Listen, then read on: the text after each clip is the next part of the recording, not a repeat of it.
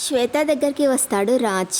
అందరూ అక్కడుంటే నువ్విక్కడేం చేస్తున్నావు అని అడుగుతాడు. ఫ్రెండ్ కోసం వెయిట్ చేస్తున్నాను అని చెప్తుంది శ్వేత. నాకు తెలియని ఫ్రెండ్ ఎవరు అని అడుగుతాడు రాజ్. వెన్నెల అని చెప్తుంది శ్వేత. ఆ మాట విన్న రాజ్ ఒక్కసారిగా షాక్ అవుతాడు. అప్పుడే అక్కడికి వచ్చిన కావ్య వెన్నెల వస్తుందా అని అడుగుతుంది శ్వేతని. వెన్నెల నీకు తెలుసా అని అడుగుతుంది శ్వేత. నాకొక వెన్నెల తెలుసు, ఆ వెన్నెల ఈ వెన్నెల ఒక్కరో కాదో రాజే చెప్పాలి అని అంటుంది కావ్య.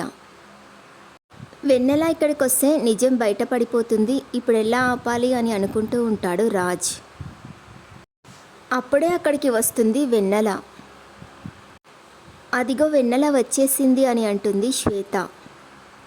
వెన్నెలని చూసి ఒక్కసారిగా షాక్ అవుతారు రాజ్, కావ్య. తర్వాత ఏం జరుగుతుందో నెక్స్ట్ ఎపిసోడ్లో చూద్దాం.